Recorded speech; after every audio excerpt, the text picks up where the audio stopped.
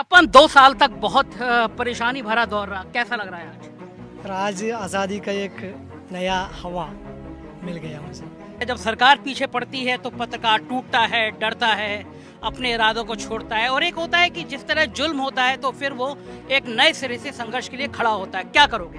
अभी हमको हिम्मत मिल गया, मतलब 28 महीने में हम अभी एक पाठशाला था ये जेल। ये सरकार को डर है, ये हाथरस मामला मतलब मीडिया मतलब सामने आएगा तो ये हमारा सत्ता गिर जाएगा।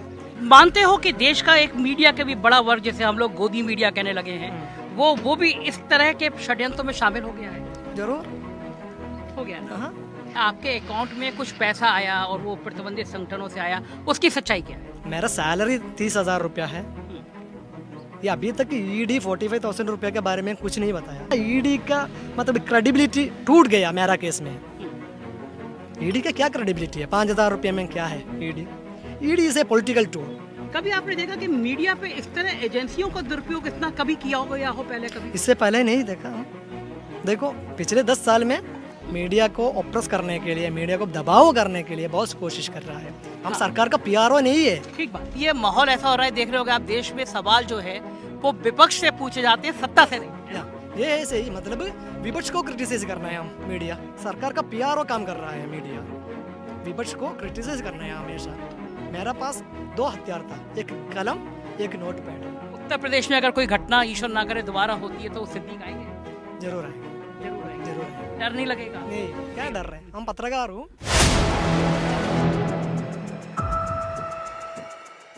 नमस्कार, मैं हूं संजय शर्मा, आप देख रहे हैं 4 PM news network. Uttar Pradesh में लगभग 2.5 साल या 3 साल पहले एक घटना घटी थी हाथरस में। एक दलित लड़की थी, उसका बलात्कार किया गया था और फिर उसकी हत्या कर दी गई थी। यूपी के बड़े से बड़े आला अफसर ये बात को प्रमाणित करने में लगे थे कि लड़की का बलात्कार ही नहीं हुआ है। देश की मीडिया को गांव के बाहर रोक दिया गया था, किसी को भी अंदर नहीं जाने दिया जा रहा था, और बड़े बड़े अफसर दावा कर रहे थे, ऐसी कहानी प्लांट कर रहे थे कि ये सब सरकार को बदनाम करने की कोशिशें हैं। जांच सीबीआई तक पहुंची और सीबीआई ने पुष्ट किया कि दलित लड़की का बलात्कार भी हुआ था और उसकी हत्या भी हुई थी। मगर अफसरों को ये बात बहुत चुभ रही थी कि आखिर मीडिया के लोगों ने सच क्यों दिखाया। केरल का एक पत्रकार सिद्दीक कप्पन आए और बीच में उनको पकड़ लिया गया। कहा गया कि इनके बड़े प्रतिबंधित संगठनों के साथ रिश्ते हैं और उत्तर प्रदेश की पुलिस ऐसी कहानियां बनाने में माहिर है। कुछ साल पहले मैंने देखा था, एक छोटा सा कुकर इसी तरह लेकर पुलिस के आला अफसर सामने आए थे और कहा गया था कि ये Osama bin Laden, al Zawahiri, इस तरह के लोगों से रिश्ते हैं। हालांकि वो थ्योरी भी हवाई उड़ गई। 2 साल के बाद कप्पन को सुप्रीम कोर्ट से जमानत मिली और दुर्भाग्य देखिए कि ईडी ने फिर कहा, एक नया मुकदमा कहा कि शायद 48 या 50,000 रुपये इनके अकाउंट में आए थे। इस देश में जहां नेताओं के पास करोड़ों रुपए की दौलत है, ईडी उनके घर जाने की हिम्मत नहीं करती। मगर कप्पन को इस तरह की 2 साल प्रताड़ना झेलनी पड़ी। सुप्रीम कोर्ट के जमानत के बाद फिर नया मुकदमा, फिर परेशानी। लेकिन ये बहादुर पत्रकार आज मेरे साथ है। कप्पन आज ही वो जेल से आए हैं और मैं उनसे बातचीत करूंगा। कप्पन 2 साल तक बहुत परेशानी भरा दौर रहा, कैसा लग रहा है आज? आज आज़ादी का एक नया हवा मिल गया मुझे। अभी मुझे मालूम है मतलब आज़ादी कितना, मतलब आज़ादी का वैल्यू, कीमत समझ में आया आज। कप्पन 2 बातें होती हैं इस तरह, जब सरकार पीछे पड़ती है तो पत्रकार टूटता है, डरता है, अपने इरादों को छोड़ता है, और एक होता है कि जिस तरह जुल्म होता है तो फिर वो एक नए सिरे से संघर्ष के लिए खड़ा होता है। क्या करोगे आप? हम चलेगा, हमारा प्रोफेशन शुरू हो जाएगा। अभी हमको हिम्मत मिल गया, मतलब 28 महीने में हम अभी एक पाठशाला था ये जेल। इस तरह का देश में अगर कहीं संघर्ष दिखेगा तो डरे बिना वहाँ जाओगे आप? जरूर जाएगा। क्या कारण क्या था कप्पन, क्यों उत्तर प्रदेश पुलिस इतना पीछे पड़ी? क्या लगता है? अब तो आपको सब चीजें सामने आ गई होगी, सुप्रीम कोर्ट तक आपको मालूम होगा मतलब यूपीए सरकार के टाइम में निर्भया केस आया। ये निर्भया के वजह से यूपीए सरकार गिर गया। ये सरकार को डर है, ये हाथरस मामला मतलब मीडिया मतलब सामने आएगा तो ये हमारा सत्ता गिर जाएगा। इसलिए वो छुपाने के लिए, सरकारी का फेलियर छुपाने के लिए सरकार आतंकवादी तीव्रवादी पैसा ईड मतलब साजिश बना के एक केरला का मतलब मैं केरला का है लेकिन मैं दिल्ली में काम करता था पिछले 10 साल में पब्लिक डोमेन में अवेलेबल था मैं फिर भी ये बहुत मीडिया बताया ये खदीद पत्रकार है ये फर्जी पत्रकार है मीडिया भी वो सॉरी मीडिया और वो भी लिखा हिंदी मीडिया भी ऐसा लिखा खदीद पत्रकार मैं प्रेस क्लब ऑफ इंडिया में मेंबर था अरेस्ट का टाइम में Kerala union of working journalist का सेक्रेटरी था फिर भी अभी भी हिंदी कुछ हिंदी मीडिया प्रिंट मीडिया खदीद पत्रकार घोषित करता था। मानते हो कि देश का एक मीडिया के भी बड़ा वर्ग जिसे हम लोग गोदी मीडिया कहने लगे हैं वो भी इस तरह के षड्यंत्रों में शामिल हो गया है? जरूर हो गया ना। हाँ पर एक ये कहा गया कि आपके अकाउंट में कुछ पैसा आया और वो प्रतिबंधित संगठनों से आया, उसकी सच्चाई क्या है? मेरा अकाउंट में 45,000 रुपीज़ मेरा सैलरी 30,000 रुपया है। ये अभी तक ईडी 45,000 रुपये के बारे में कुछ नहीं बताया। मेरा ड्राइवर का अकाउंट में 5,000 रुपया किसी दूसरे ने भेजा। 5,000 रुपया ईडी के लिए 5,000 रुपया का क्या है मतलब 1 करोड़ रुपया से कम भी ईडी का अंडर में नहीं आएगा। देखो ईडी का मतलब क्रेडिबिलिटी टूट गया मेरा केस में। ईडी का क्या क्रेडिबिलिटी है? 5,000 रुपये में क्या है? ED is a political tool और यूएपी से पॉलिटिकल टूल है। मतलब विपक्ष को मतलब सरकार के खिलाफ कुछ लिखेगा या बताएगा तो उसको ऊपर ईडी आएगा।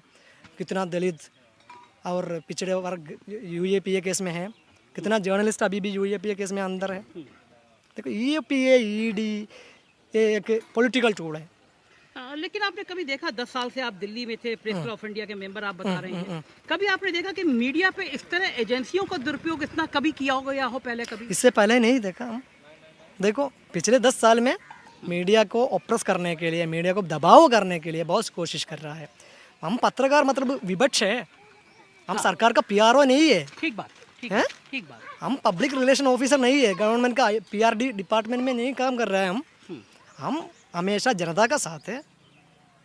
सरकार कुछ सच करेगा तो हम सपोर्ट करेगा, गलती करेगा तो हम ऑप्रेस करेगा। हम हमेशा, मेरा अंदाज़ा ये है, हम हमेशा विपक्ष में है। कौन सी सरकार है, अरे सपा का सरकार है, बीजेपी का सरकार है या कांग्रेस का सरकार है, हम हमेशा विपक्ष में रहना पड़ेगा। हम जनता का साथ है, हम सरकार का प्रोपेगेटर और गीबल्स नहीं है। लेकिन कप्पन अब ये माहौल ऐसा हो रहा है, देख रहे होगे आप, देश में सवाल जो है वो विपक्ष से पूछे जाते हैं, सत्ता से नहीं है। ये है सही, मतलब विपक्ष को क्रिटिसाइज करना है हम मीडिया। अभी ये पिछले 10 साल में मीडिया विपक्ष को भारत जोड़ो यात्रा के खिलाफ है या कांग्रेस का खिलाफ हर मतलब अभी देश में ऐसा चल रहा है। मतलब सरकार का पीआरओ काम कर रहा है मीडिया, विपक्ष को क्रिटिसाइज करना है हमेशा। तो आप जो एक ये उनका कहना ये था कि आप जो आए थे वो हाथरस वाली घटना करने के लिए, वो किस ऑर्गेनाइजेशन के तहत आए थे? कौन सी संस्था थी, कौन सा अखबार था या फ्रीलांस कर रहे थे आप? मैं उस टाइम में एक वेब पोर्टल में था, पहले मैं प्रिंट मीडिया में था। उस टाइम में और कोविड की वजह से जॉब लॉस हुआ, उस टाइम में आईमुगम एक वेब पोर्टल था, उसको ग्राउंड रिपोर्टिंग के लिए आया मैं। मेरा पास 2 हथियार था, एक कलम एक नोटपैड। ये हमारे जर्नलिस्ट का हथियार है। हाँ, ठीक बात। 2 कलम और 2 नोटपैड और मेरा मोबाइल फ़ोन और मेरा लैपटॉप, इतना था। तो क्या लग रहा है आपको कि ये माहौल, और चूंकि देश में कुछ चैनल या कुछ संस्थाएं ऐसी थी जो आपके लिए लड़ी, सड़क पे आई, और आप एक सिद्दीक कप्पन, 2 साल की परेशानी जरूर थी लेकिन आप एक इंटरनेशनल ब्रांड बने और लोगों ने एक पहचान दी, तो ये हिम्मत कायम रहेगी सिद्दीक की? जरूर। उत्तर प्रदेश में अगर कोई घटना ईश्वर ना करे दोबारा होती है तो सिद्दीक आएंगे? जरूर आएंगे। जरूर आएंगे। जरूर आएंगे। डर नहीं लगेगा? नहीं, क्या डर रहे, हम पत्रकार हूँ। ये थे सिद्दीक कप्पन, उन्होंने कहा कि अगर ईश्वर ना करे कि कोई घटना ऐसी फिर होगी तो वो दोबारा आएंगे। और अब खेल देखिए, 5,000 रुपये अकाउंट में आए तो ईडी जांच कर रही है। ऐसे नेता हैं जिनके पास हजारों करोड़ रुपए हैं लेकिन ईडी के अफसर घर में घुसने की हिम्मत नहीं करते। लेकिन इस बहादुर पत्रकार के ड्राइवर पे 5,000 रुपये आ गए तो ईडी जांच कर रही है। जो सच बोलेंगे उनका हाल सिद्दीक कप्पन जैसा होगा। सच मत बोलिए, गोदी मीडिया बन जाइए। इस देश में गोदी मीडिया की पूछ है। सिद्दीक जैसे बनेंगे तो 2 साल जेल में काटने पड़ सकते हैं। लेकिन अफसोस कि इसी माहौल में, इसी तंत्र में देश सिद्दीक जैसों के साथ खड़ा होता है, दुनिया में सिद्दीक जैसों की पहचान बनती है, सच के साथ लड़ने वालों की एक अलग पहचान बनती है। शुक्रिया।